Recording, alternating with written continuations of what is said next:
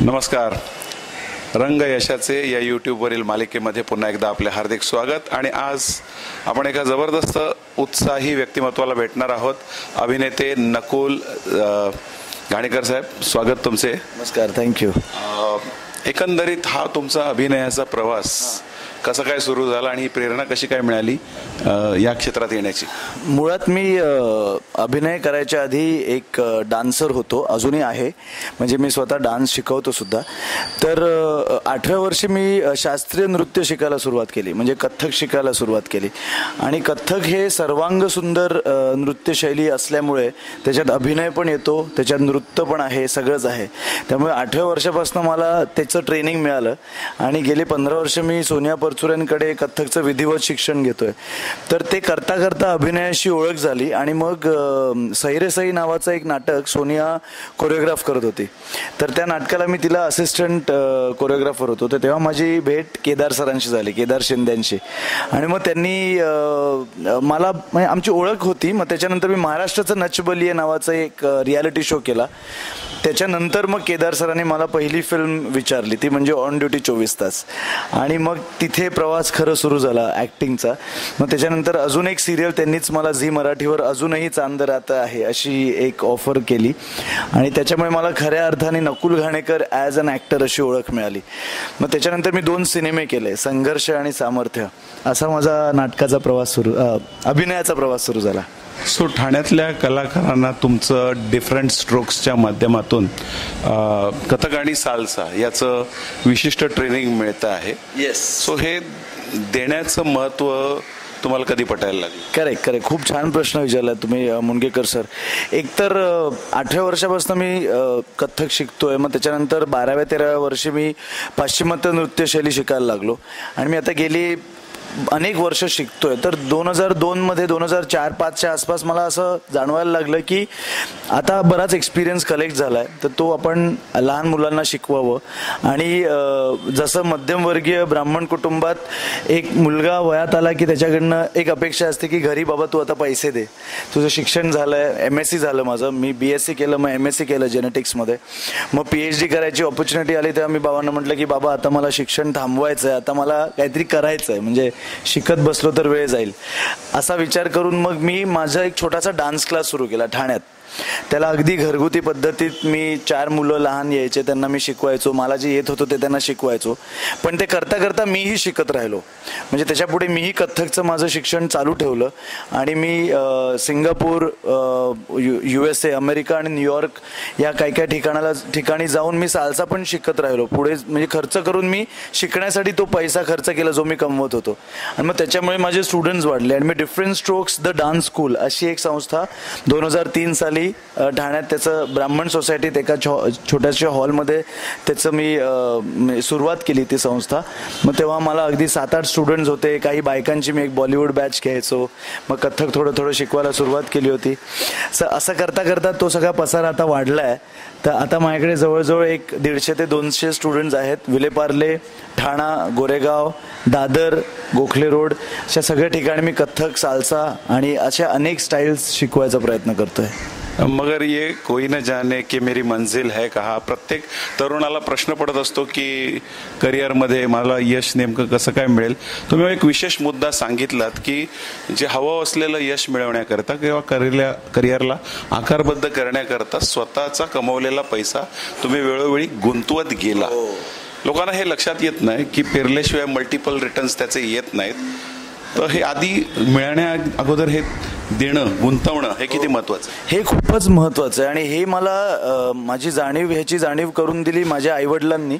कारण माझ्या आईवडिलांनी खूप आधीपासून माझ्यात फेथ, त्यांनी माझ्यात विश्वास गुंतवला. की त्यांनी असं म्हटलं की ठीक आहे, तुला कथ्थक नाचायचं आहे ना, तर ह्याच्यात तू खूप चांगलंच केलं पाहिजेस.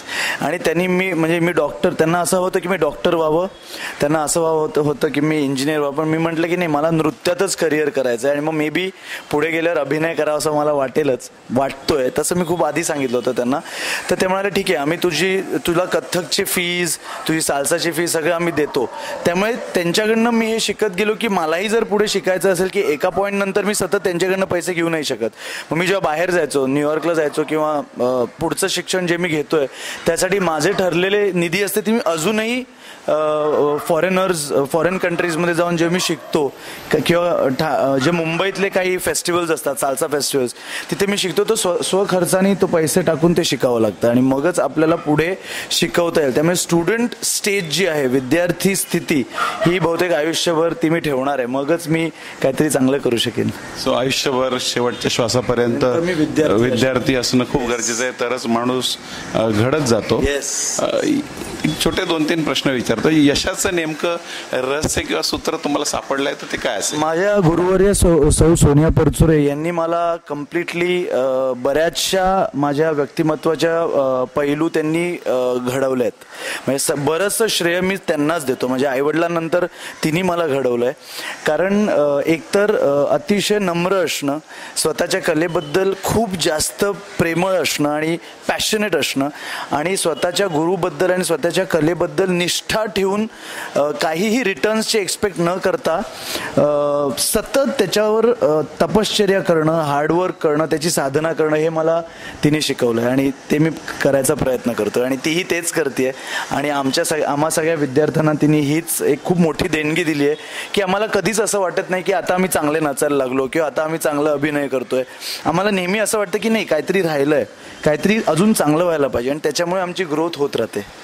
गुरुचा आदर आणि ग्रोथ होण्यासाठी पॅशनेट असणं, संपूर्णपणे झोकून देणं, निरपेक्ष वृत्तीनं पुढे जात राहणं, आणि असे बरेचसे पॉइंट्स तुमच्या याच्यातून मिळत आहेत. अतिशय महत्त्वाचा टायमिंग आणि जी कोरिओग्राफी आहे ही डान्समध्ये खूप महत्त्वाची असते आणि त्याचबरोबर त्याला अभिनयाची जोड लागते. तर हे डान्सिंग आणि अभिनय यांच्या संगमातून लाईफवर काय असं इम्प्रेस होत आहे? एकतर मला असं बरेचदा जाणवतं की 2 करिअर्स करणं खूप डिफिकल्ट आहे. म्हणजे मला जेव्हा मी जय मल्हार नावाची एक सिरियल करत होतो तेव्हा माझ्यातला जो नर्तक होता त्याला खूप सफर करावं लागलं, कारण त्याला वेळ देता येत नव्हता त्याच्या साधनेला, त्याच्या रियाजाला वेळ देता येत नव्हता, कारण शूटिंग आवर्स खूप होते. पण मग जेव्हा मी जय मल्हार मालिकेतनं बाहेर पडलो आणि पुन्हा एकदा माझ्या रियाजाला लागलो, डान्सवर लक्ष द्यायला लागलो, माझ्या तब्येतीवर, फिटनेसवर लक्ष द्यायला लागलो, तर त्याच्यातनं एक चांगली गोष्ट घडली की मला नाटक मिळालं. म्हणजे देव जेव्हा तुमच्याकडनं एखादी गोष्ट काढून घेतं किंवा तुम्हाला ते प्रॉम्प्ट होतं तेव्हा एक चांगली गोष्ट तुमच्यासाठी वाट बघत असते.